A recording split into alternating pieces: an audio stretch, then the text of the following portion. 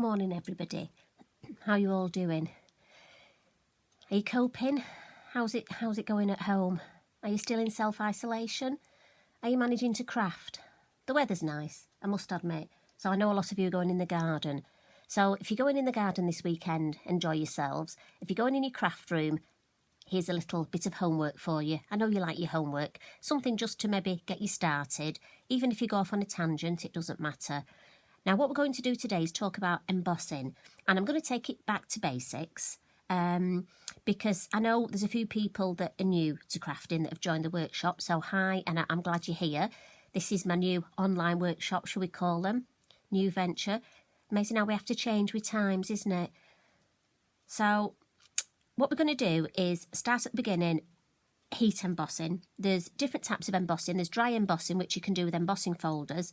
But today we're going to do heat embossing. So for this, you're going to need, I'm going to use a Versamark ink pad. So this is your sticky ink pad. So it will actually put a watermark. So if you stamp on, if you want a background, but a very subtle background, you can just stamp in this on coloured card and it just changes it by a couple of tones. So it makes a couple of tones deeper. So it gives that lovely watermark effect. The sort you used to get on that nice writing paper. Don't know if you still get it now, but mind you, we might all get back to writing letters now. Who knows? So your Versamark, your sticky ink pad. One thing I will say, I like to keep mine clean. I'm a bit funny like that. You know me, I've got my OCD issues. So I always try and use it on a clean stamp. If your stamp's dirty and you've got ink on it, the ink will transfer onto your ink pad. Doesn't mean it's not going to work. It'll work just the same. But for me, it just doesn't look as nice. So I try and keep it as clean as I can. A little tip, you can get re-inkers for these.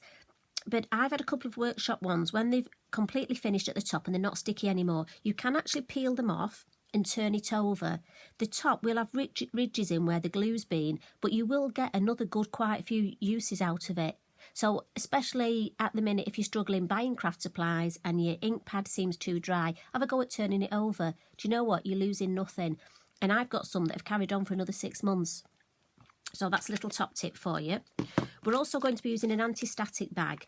Now, again, this is just because we're going to, on your card, you could have finger marks, bits of moisture, and yeah, embossing powder will stick to those. So we use an anti-static bag first. Now, anybody who hasn't got one of these, you can make your own from, if you've got an old pair of tights, and you can put some corn flour in it. But to be honest, one of the best things is talcum powder. Just sprinkle a little bit of talcum powder, and especially if you've got a nice dusting brush, a soft makeup brush, just brush it with that. That's just as good. Today we're going to be using a couple of embossing powders. Now I'm sure you've all got lots of embossing powders. Now's a great time to go in your craft room and actually maybe have a tidy up. I desperately need to tidy up in here. Honestly, if I turn the camera around and you saw the mess that I'm surrounded in. Anyway, so just get your embossing powders out. I bet you've got lots of different colours that you haven't thought of using. Today we're just going to use a clear and a white, but obviously there's the most gorgeous. Obviously you can get gold, silver, but then you can get all different colours and sparkle ones. Chloe does lots of ones. Just have a look and see what you've got and have a play. That's what it's all about. Get those creative juices flowing and have a play. What we're going to start off with is, I've got a piece of parchment. Now I must admit this is out of my groovy stash, because for those who used to come to the groovy workshops, I have got quite a stash of coloured parchment, and at the minute it will be an ideal time, especially when you're not doing a lot, to do some groovy. But unfortunately I'm still mad busy, so my parchment's going to be used. Now remember, you can stamp on parchment and you can also emboss. What I will say though is, when it comes to heating it, the embossing powder will turn quicker. So just be mindful of that with your heat gun. Now, the stamps we're going to use today are a couple of lovely stamp sets. And these are from All and Create, and they just work perfectly with the designs I want to do. I want to show you on the 2 florals. If I can maybe put them in shot. 2 florals. Absolutely lovely. I love these because, I mean, I call them in my head Botanical Florals, and it seems to be a name that's stuck now. So they're known as Botanical Florals, and they're just perfect for what we're going to do. So I've taken the larger one, and remember, with your stamps, you do get your acetate. So for me, I'm thinking that is just going to look superb on there. Now I'm using a coloured parchment. It's a light blue. which is just so much nicer than white. Now again, because I've been touching it, I'm just going to dab a little bit of this flower dust over there, and then I'm going to take, I've put my stamp, now I've cleaned my stamp as best I can, but we may see, I've got it on my acrylic block. If I just move that out of the way. I'm definitely getting used to crafting in less and less space. It's amazing. We always say we craft in a sort of a little 2-inch, don't we? Well, I tell you, at the minute, I really am. So, sticky ink pad. Make sure you do put plenty of ink on, though.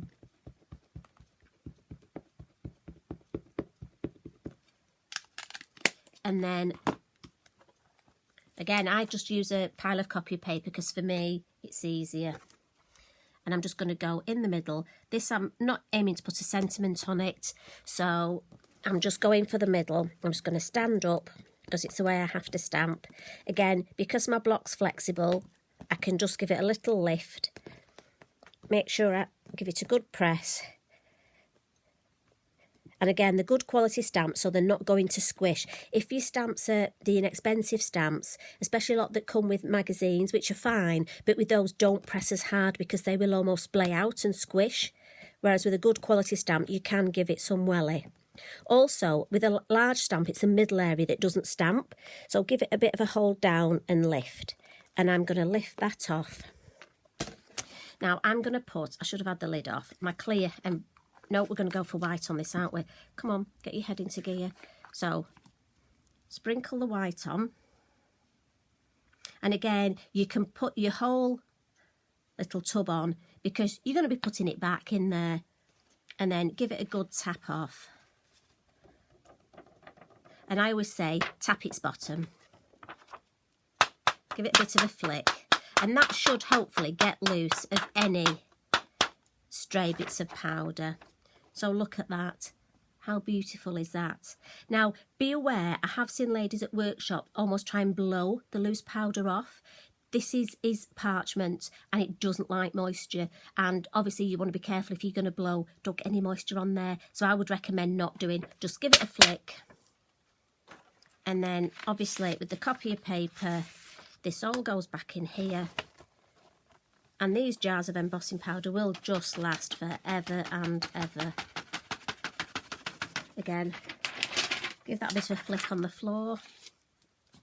Lid back on because you know what will happen. We'll knock it over if we don't. Now, I'm going to put that on my heat mats because obviously this will absorb the heat. So I'm going to put my heat gun on. Now, hopefully you can hear over it. And I'm going to put it on the highest setting. This is a 2 setting. And give it a few minutes to heat up. You want it nice and hot. Then I'm going to lift this up a little so you can see. And we're going to start. And I would suggest angling. Now, I don't know if you can pick this up. As it's embossing, it's changing from almost a dirty white to a bright white. And you can see it raising up a little. Now, unfortunately, I've got to angle it so I can see it. But literally work your way round. Don't sort of do this sort of thing. Methodically work your way round. And as each bit melts, and then I just do a nice little over the whole thing to make sure, switch it off, and then just wiggle it in the light, and you'll be able to see if any bits haven't quite dried. You could go back in and reheat it, but that to me is perfect. So if I hold that up, I'm hoping you can see that. And I just think this is beautiful. Now, if I wanted to add colour, I'm not going to on this because I like it just as it is with having the coloured parchment. If you, again, for those groovy ladies, you've got your Pergamano pencils, use those, absolutely gorgeous. Remember, it doesn't like water, so don't add any of your wet mediums. For me, I'm just going to leave that as it is. So the next thing I just wanted to show you is we're going to stamp on a piece of card. We'll use the same stamp. I've got a piece of card here, and now we're going to go in with the black, and we're going to use a clear embossing powder. Now, the reason I did the other one first is because obviously I'm going to use a black ink on my stamp, and it means I don't have to clean it after my sticky ink. I can just put my black ink on. What I'm going to do is, again, anti-static, I mean, I must admit, I don't always use my anti-static. If I'm doing something where I'm going to flick water, which obviously quite often I do, if I got some little specks, it wouldn't be the end of the world, because I would just say they were there, they were where I wanted them to be. Again, because that's what we do, isn't it? Just going to give my stamp a slight little dust off, just because I don't want it too sticky. Right, so with this, I want a black outline. Now, I could stamp again in my clear, my sticky ink, and use a black embossing powder. But what I find is if I do have any specks, the black specks actually would annoy me. So I find it easier to stamp in black and use a clear embossing powder. Check, that's my clear. Now this one I am running a bit low, but I'm going to take the lid off ready. Your VersaFine has got quite a long open time, the VersaFine Clair, so it is quite a good one to use for this. You could do it with your Distress, but they dry quite more quickly, so it's not going to be as good. I would certainly recommend your VersaFine Clair. I mean, it's not an ink pad that's made for this, but it does work well. So again, a good ink in. Bring my card back. And again, I'm just going to go for roughly the same place. Again, for me, I find it easier doing it across ways. Same sort of thing. A good press. And just lift. Little lift. And you can almost peer underneath just to see. And if you don't see any ink, I think that's when you start crying. But we won't have any of that today, will we, ladies and gentlemen? I'm hoping we might have Peter on here. So I have to start saying gentlemen now. If you are, hi Peter. If not, Debbie, tell him he should be on. Right, again, hold it in the middle. Give it a nice and lift up. Ooh, better put my embossing powder on before showing you. Now again, I'm just going to wiggle because I've not got that much embossing powder. Just going to wiggle it around. And then tip it off again, tap its bottom, and we'll put that back in there.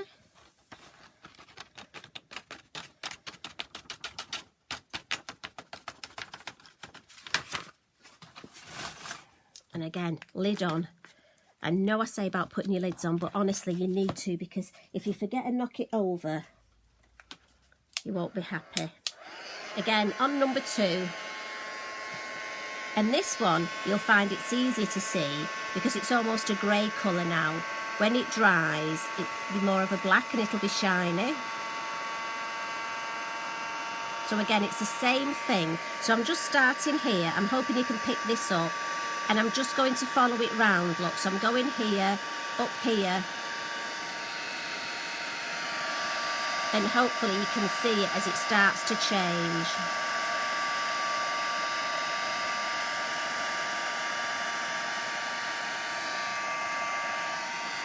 And give it a good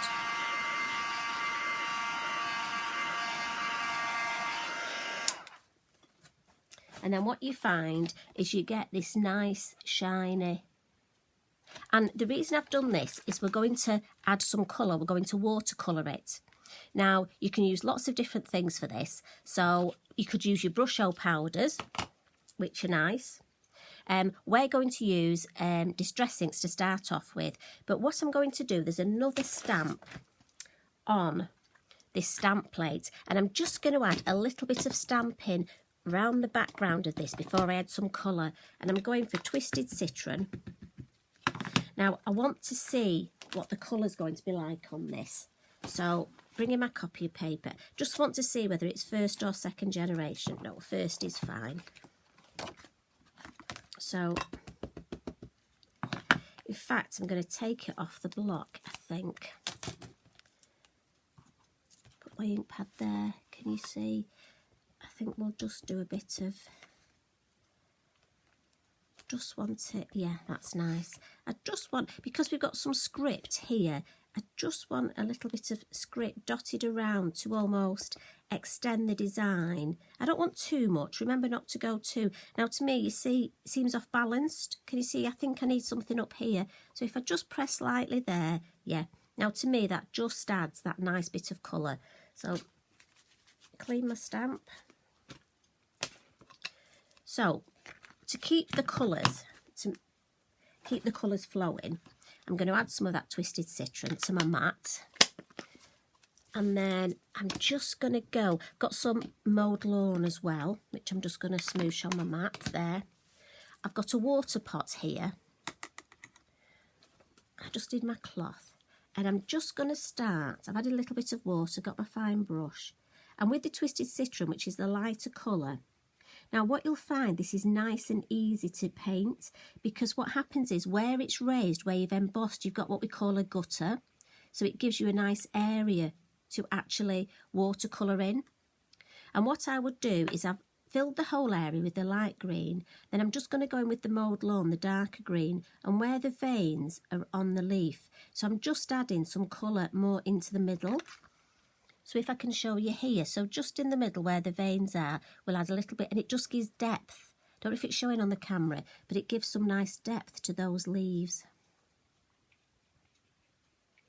So remember, if you've got your oxides with you, just realise I've missed a leaf there, so back in with the lighter colour, do the whole thing, then just wipe my paintbrush, and back in we'll add some, just a bit more depth.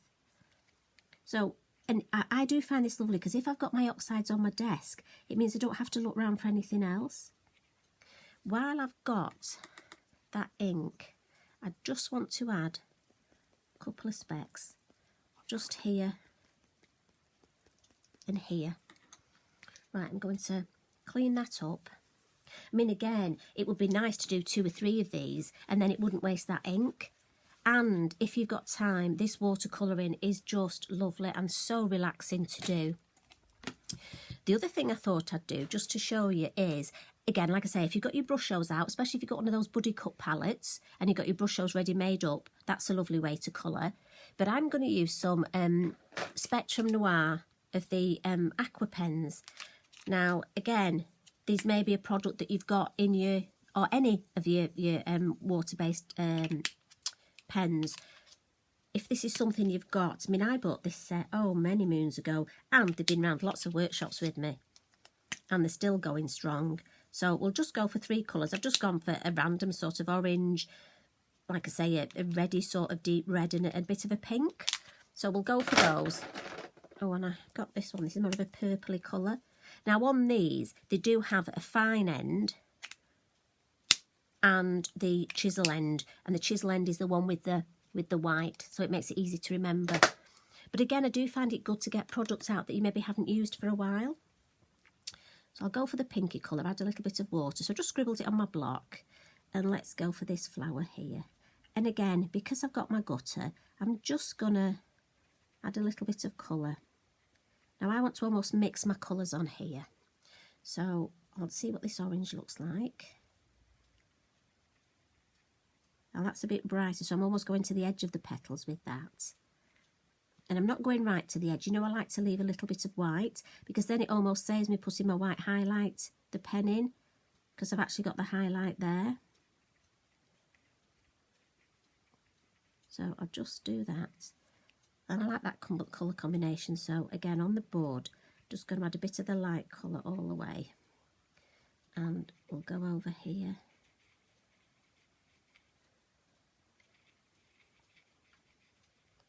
Now I just need, that was the other colour I used, wasn't it? So I'll just blend that in. Again, you would take longer at home. I'm just giving you this bit of an idea. So at this stage, what I'm going to do is go for my deeper colour. So I'm hoping this is, I mean, you can mix the colours on the palette. That's another thing you can do. The other tip, if you brush, if you want a fine point, roll your brush like this and you'll get a nice point. So I'm thinking I want deeper colour here. So on your actual flower design, it will show you, and this is quite deep. So obviously you're going to have shade here one as the petals, especially the petals that are behind. And so can you see by adding that, how that area is starting to look better? So if I just do that in a few more places, so again, it's going to be at the base of the leaves, and the stamp will show you where you need this. And I find it easy to add the lighter colour and then go in with the dark. Now, I didn't have to wait for this to dry because they blend so well. Don't overdo it with the dark. So I think that's enough on that one. Now the petal, I think, will be, the bud here, not the petal, will be quite dark in the middle. And then this one again at the top here, so that's going to be in shade at the base here and at the base here. And then where these petals, you're going to have a little bit of shade in the middle, aren't you? If you look at a flower, I mean, you know, it's lovely to actually look in your garden, look at flowers and just see how they do look. It's quite funny, I can hear my iPad and phone pinging away. I don't know if you can hear it on there. See, I like that. I just think it adds. So, how's that looking, ladies? What do you think? Like I say, you can spend longer. It's just showing you another way to introduce colour to your design. Obviously, if you wanted to use colouring pencils, I wouldn't emboss it if I was using colouring pencils. I would just stamp it and then use your pencils. So today, really, we've just talked about how to do embossing. So we've got white on parchment, and then we've got stamping in black, clear embossing and watercolouring with any of your water-based products. Just before I go, what I want to show you is these stamp sets are appearing on Hochanda next week. They're designed by Olga. Now, one of my samples, I've used the two techniques but put them together, so I thought I'd show you. So if I move those out of the way, so this is one of the card I've done, and I am going to blog it next week, so I've taken a step by step to show you. But what I've done is the vellum, the parchment, I've used as a wrap. So I've embossed on the white, and that's my wrap. But underneath, I've actually got the same stamp, and I've coloured that in, watercoloured it, and the two, if you can see, are directly on top of each other. And I just thought that was something a little bit different. It was nice. It was a way of using my embossing, but actually bringing them together. I did think what a lovely wedding invitation it would make. Just with that, you wouldn't need much else, would you? But what a nice card to cheer somebody up. So I'm going to leave you with, can we get these all on shot? I'm not sure. We'll bring the 3 in. So have fun with your embossing. Remember to post and tag me in what you do, because I'd love to see, and that way we can all keep crafting together. So please, take care all. Much love and hugs. Okay. Bye for now.